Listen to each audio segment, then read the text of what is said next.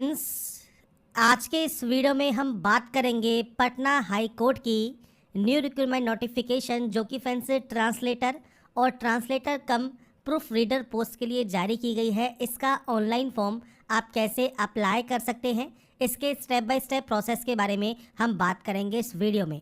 और इससे रिलेटेड जो भी जानकारी आपको चेक करनी है ये आपको इसकी ऑफिशियल वेबसाइट पर, साथ में फ्रेंड्स आपको आपके 31 मई से स्टार्ट हो गए हैं, 30 जून 2024 तक आप आवेदन कर सकते हैं और 2/7/2024 तक आप इसमें जो है ऑनलाइन पेमेंट कर सकते हैं। अब बात करते हैं कैसे आपको इसमें आवेदन करना है। तो सबसे पहले देखिए यहाँ पर एक टैब है न्यू रजिस्ट्रेशन का, आप इस पर क्लिक करेंगे रजिस्ट्रेशन करने के लिए।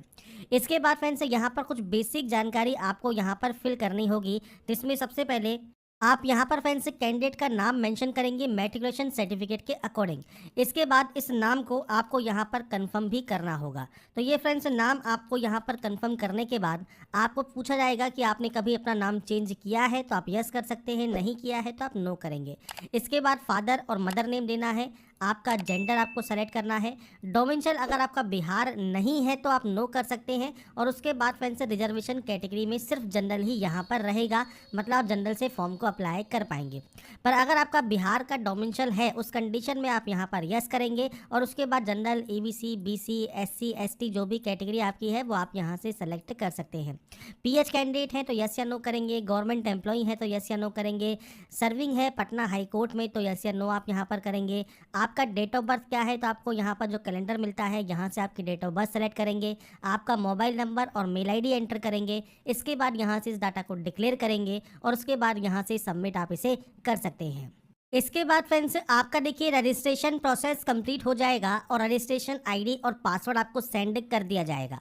इसके बाद सेकेंड स्टेप आपका ओपन होगा, जिसमें सबसे पहले आपको यहाँ पर दिया गया है कॉरस्पॉन्डेंस एड्रेस। कॉरस्पॉन्डेंस एड्रेस होता है आपके प्रेजेंट का एड्रेस, तो पूरा एड्रेस आप यहाँ पर एंटर करेंगे। किस स्टेट में आप प्रेजेंटली रहते हैं वो आपको देना है, किस डिस्ट्रिक्ट में रहते हैं, कंट्री कौन सी है, पिन कोड क्या है, ये आपको देना है।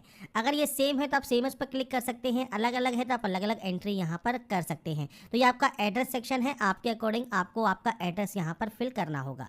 इसके बाद आता है कैंडिडेट पर्सनल डिटेल।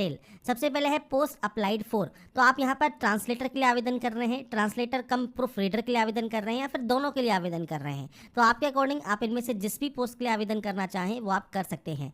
प्रेफरेंस अगर आपको देनी होगी, अगर आप दोनों पोस्ट के लिए आवेदन करते हैं तो आप सबसे पहले मान लीजिए ट्रांसलेटर सेलेक्ट करते हैं तो सबसे पहले आपको प्रेफरेंस यहाँ पर ट्रांसलेटर ही मिलेगी। अगर प्रूफ रीडर के तौर पर करते हैं तो आप प्रेफरेंस सबसे पहले इस वाली पोस्ट को दे सकते हैं। तो ये आपके ऊपर डिपेंड करता है आप इनमें से किस पे सबसे पहले प्रेफरेंस देना चाहते हैं।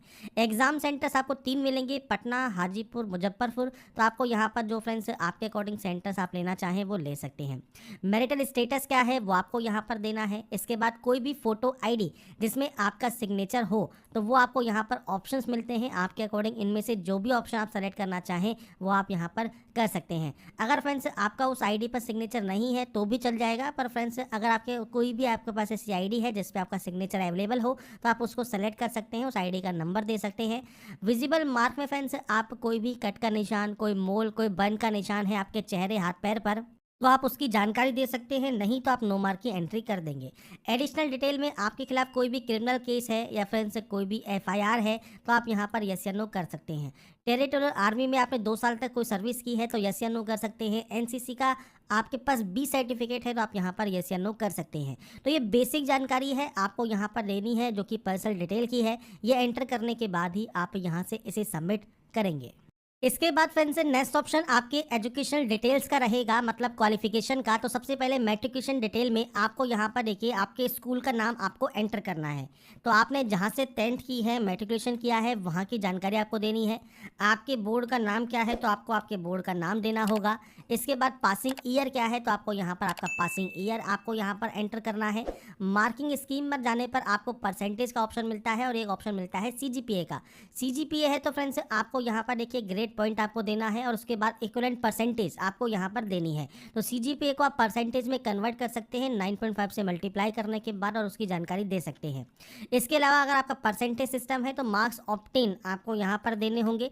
इसके बाद टोटल मार्क्स आपको यहाँ पर देने होंगे और आपकी परसेंटेज आ जाएगी और उसके बाद डिवीजन आप यहाँ से सेलेक्ट कर सकते हैं।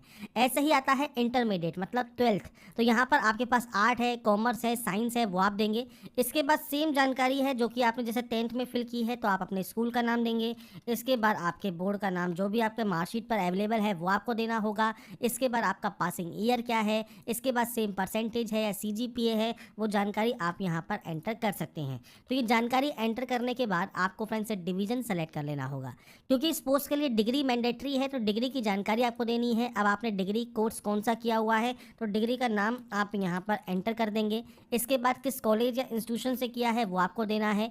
इसके बाद फ्रेंड्स से पूछता है ग्रेजुएशन आपने English as a one of the subject पढ़ा है या नहीं पढ़ा है, वो जानकारी आपको देनी है। हिंदी की नॉलेज आपको है या नहीं है। इसके बाद फ्रेंड्स आपको आपकी यूनिवर्सिटी का नाम देना होगा, तो अपनी यूनिवर्सिटी का नाम आप एंटर कीजिए। पासिंग ईयर क्या है वो आपको यहाँ पर देना है। Scheme of marks same percentage है, CGPA है, वो आपको देना होगा। और इसके बाद आपको आपके जो नंबर्स हैं उसकी आपको यहाँ पर एंट्री करनी है और उसके बाद डिवीजन आपको यहाँ पर सेलेक्ट करना है। तो बेसिक जानकारी है 10th, 12th और डिग्री की, जो कि आप दे सकते हैं। इसके अलावा कोई अदर क्वालिफिकेशन है तो आप उसकी जानकारी यहाँ पर प्रोवाइड कर सकते हैं। नीचे पूछता है डिप्लोमा या सर्टिफिकेट कम से कम 6 मंथ की कोर्स का किसी भी हायर क्वालिफिकेशन में आपने पढ़ा है कंप्यूटर एप्लीकेशन, तो आप यहाँ पर जो है यस करेंगे। और अगर आपने कोई भी हायर क्वालिफिकेशन में नहीं पढ़ा है पर आपके पास कोई डिप्लोमा है या कोई सर्टिफिकेट है कम से कम 6 मंथ कोर्स का, तो आप यहाँ पर यस करेंगे। तो यहाँ पर फ्रेंड्स ये जानकारी आपको आपके अकॉर्डिंग एंटर करनी होगी। अगर देखिए क्वालिफिकेशन की बात करें तो graduation with English as a one of the subject आपके पास होना चाहिए। हिंदी की नॉलेज होनी चाहिए। डिप्लोमा या सर्टिफिकेट कम से कम 6 मंथ कोर्स कंप्यूटर एप्लीकेशन में आपके पास होना चाहिए। इसके अलावा फ्रेंड्स यहाँ पर देखिए जो क्वालिफिकेशन है ये 1 जनवरी 2024 तक आपकी कंप्लीट हो जानी चाहिए। तो ये बेसिक आपको यहाँ पर जानकारी आपसे पूछी गई है। इसके बाद आप यहाँ से इसे भी सबमिट कर देंगे। सबमिट करने के बाद अब नेक्स्ट ऑप्शन आता है डॉक्यूमेंट अपलोड का।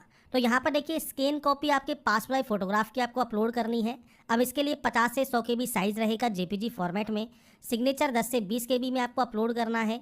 10वीं का सर्टिफिकेट और 10वीं की मार्कशीट आपको JPG या PNG में अपलोड कर सकते हैं। डिग्री सर्टिफिकेट आपको अपलोड करना है, डिग्री की मार्कशीट अपलोड करनी है और ये भी आपका 50 से 100 KB में रहेगा।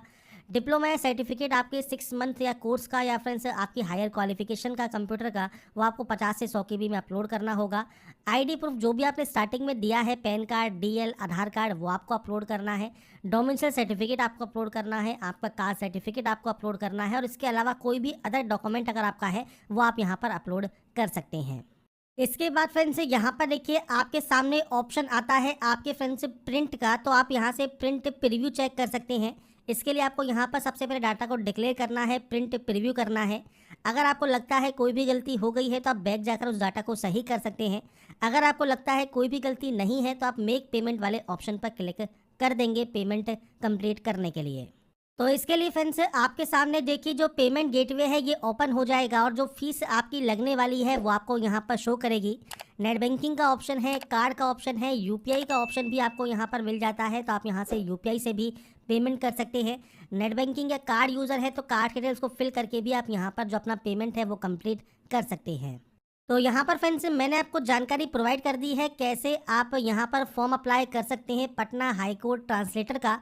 अगर आपको हमारा ये वीडियो पसंद आया है, आप चाहते हैं ऐसे ही रेगुलर अपडेट्स आपको लगातार मिल सके, तो इसके लिए लाइक